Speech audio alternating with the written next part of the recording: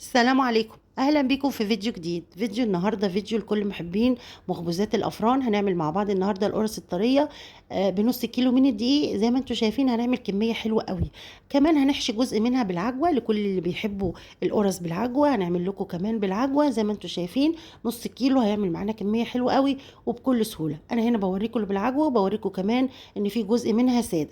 زي ما انتم شايفين لونها تحفه وطعمها في منتهى الجمال، ومش هتاخد معاكي وقت خالص، وهيبقى فطار تقدري تعمليها وتخزنيها في الفريزر، تطلعي منها وتاكلوا زي ما انتوا عايزين في اي وقت، وتشيلي موضوع الفطار ده من دماغك خالص. لو انت اول مره تشوفيني ما تنسيش بقى تشتركي في القناه وتحطي لايك للفيديو. يلا نسمي الله ونشوف الطريقه والمقادير. معانا هنا نص كيلو من الدقيق. تقدري تستخدمي العجان لو متاح عندك او تعجني على ايديكي. انا هنا هستخدم العجان وهحط نص كيلو من الدقيق، وبعد كده هبتدي اضيف عليه نص كوبايه من السمنه على زيت، يعني ربع سمنه وربع زيت. هنخلطهم ببعض وبعد كده ننزل بيهم على الدقيق بتاعنا ونبتدي ندعكهم زي ما انتم شايفين لحد ما يبقى معانا الخليط زي الرمله المنديه كده. انا هوريكي شكله هيبقى عامل ازاي. زي ما انت شايفه كده خلاص السمنه والزيت والدقيق اختلطوا مع بعض وبقوا معانا بالشكل ده. زي ما انت شايفه هنبتدي نقفل العجان ونبتدي نضيف مع بعض بعد كده بقيه المكونات. عندنا هنا معلقه كبيره من الخميره الفوريه بس تكون ممسوحه مش مليانه قوي.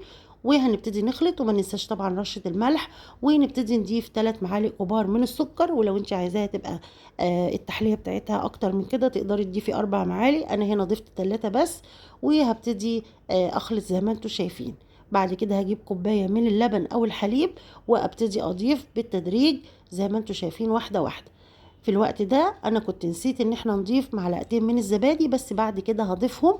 فانا عايزه اقولك تبتدي تضيفيهم مع اللبن او قبل اللبن، او قبل يعني ما تضيفي السائل ضيفي الاول الزبادي. خلاص كده انا افتكرت الزبادي هبتدي اضيفها. ضفت هنا معلقتين كبار.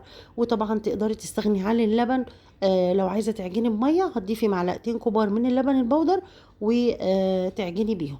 تمام كده خلاص بدأنا نخلط كل المكونات. حطينا كوباية اللبن ومعلقتين كبار من الزبادي لباقي المكونات وبدأنا ندعكهم. انا هنا بحاول الم العجين شوية كده لان هو نص كيلو من الدقيق وطبعا العجان كبير، فعايز كل شوية ان احنا نلم العجين علشان يتعجن كويس. زي ما انت شايفة كده انا كنت نسيت زي ما بقولك الزبادي بدأت اضيفها. فطبعا انت تحطيها قبل ما تحطي اللبن او الميه او السائل، يعني عامه اللي انت هتضيفيه للعجينه بتاعتك.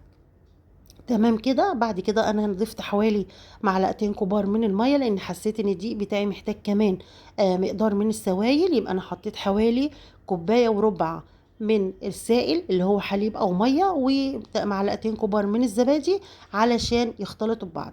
بعد بقى ما اتعجنوا بقت العجينه معايا بالشكل اللي انت شايفاه ده، طريه وزي الملبن. الدقيق بتاعي اخد معايا السوائل اللي قلتلك عليها حوالي كوبايه وربع من السائل لبن او ميه. تمام كده هبتدي اخدها بقى واريحها لمدة 10 دقايق. وعندي هنا ربع كيلو من العجوة. هبتدي اقطع العجينة بتاعتي وزي ما انت شايفة كده هبتدي اكورها كور صغيرة. هنا المقدار هيطلع معايا حوالي 15 قرصة من القرص الطرية اللي احنا هنعملها مع بعض. تقدري انت بقى تصغري عن كده تكبري براحتك بقى الحجم اللي انت عايزاه. وزي ما انت شفتي في اول الفيديو الحجم عامل ازاي، تقدري تصغري عن كده او تكبري براحتك بقى.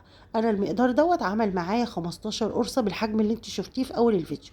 هبتدي بقى اجيب الصاج بتاعي، مش هدهنه اي حاجه لان هي الماده الدهنيه اللي في الدقيق او في العجينه كافيه كويس قوي، يعني ما تخافيش مش هتلزق في الصاج ولا حاجه او الصينيه. وهبتدي اخد قطعه قطعه واكورها كده زي ما انت شفتي. وطبعا الكور الساده هسيبها زي ما هي، واللي انا هحشيها هبتدي اخدها وافردها وابتدي ابطط العجوه بتاعتي عشان احطها جوه العجينه بتاعتي وافردها زي ما انت شايفه كده.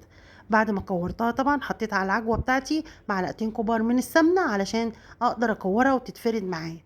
بعد كده خدتها وبططتها بين ايديا وكنت فارده العجينه بتاعتي او قطعه العجينه بتاعتي، وحطيت جواها العجوه بالشكل اللي انتوا شفتوه ده، وقفلتها كويس قوي وبدات احطها في الصاج. بعد ما اخلص طبعا كل الكميه هبتدي طبعا افردها بايديا علشان خاطر اسيبها تختمر وبعد كده ندخلها الفرن. هنشوف مع بعض كل الحاجات اللي انا عملتها علشان تقدروا تنفذوها بمنتهى السهولة. زي ما انتم شايفين كده بناخد العجوة ونفردها على ايدينا ونبتدي نحشي بيها العجين بتاعنا ونكورها كويس قوي ونبتدي نرصها في الصاج بتاعنا. بعد ما بنخلّص طبعًا كل الكمية بتاعتنا نبتدي بقى نفردها بإيدينا، وبشوكة كده نبتدي ننغّزها كده من فوق، علشان بعد ما تختمر ما تنتفخش معانا من فوق ويبقى شكلها مش حلو. تمام كده، أنا باورّيكِ أنا باعمل إزاي، باورّيكِ واحدة و2 و3 علشان تقدري تشوفي الطريقة السهلة، وإن شاء الله مش هتاخد معاكِ وقت خالص. بعد ما خلّصت كل الكمية زي ما قُلت لِك، هابتدي بقى أبطّطها، وحاولي تكون ما بين كل واحدة وواحدة كده مسافة، علشان لسه هتختمر وحجمها يتضاعف فما يلزقوش في بعض. هابتدي كده أنا يعني بإيديّا كده أو بالنظر يعني، أبتدي آخُد لو واحدة كبيرة عن واحدة مثلًا اللي هي محشية دي بتبقى أكبر، أبتدي آخد واحدة مش محشية أحطها جنبها علشان الصاج بتاعي يكفّي، وأقدر أحط إيه، كميات مناسبة جنب بعض، بحيث لمّا تختمر، تختمر براحتها وما تبقاش مزنّقة في بعض أو لازقة في بعض. زي ما أنتِ شايفة كده أبتدي أبطّط بقى بإيديّا، هتتفرد معاكِ بمنتهى السهولة، لإن العجينة جميلة جدًا وطرية زي ما أنتِ شايفة، ومش هتاخد معاكِ وقت خالص. جرّبي وإن شاء الله هتعجبِك بإذن الله، وما تنسيش طبعًا تقولي لي في التعليقات رأيِك إيه فيها. تمام كده؟ بعد ما خلّصت كل الكمية وكل الصاج، هُم طلع معايا صاجين، الصاج حوالي 30 في 40، بدأت أجيب شوكة كده زي ما أنتِ شايفة، وبدأت أنغّز فيها عشان لمّا تنتفخ أو تخمر يعني ما ترتفعش لفوق وتبقى مقبّبة كده من فوق وشكلها مش حلو.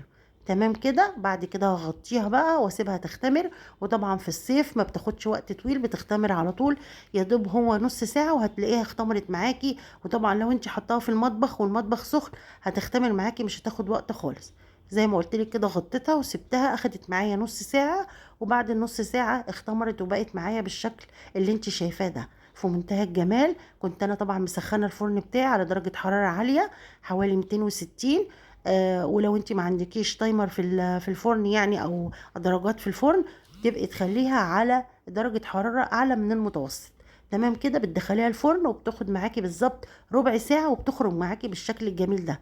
طبعًا أول ما تخرج من الفرن تغطّيها علشان تبقى طرية معاكِ، وتبقى معاكِ بالشكل اللي أنتِ شايفاه ده، أحلى قُرَص طرية هتعمليها من إيديكِ وياكلوها بألف هنا وشفا. وزي ما أنتِ شايفة جميلة إزاي. وما تنسيش بقى زي ما قُلت لِك، لو أنتِ مش مشتركة في القناة يالّا اشتركي وفعّلي الجرس عشان يوصلِك كل فيديوهاتنا، واشوفكم على خير دايمًا في فيديوهات جاية كتير. مع السلامة.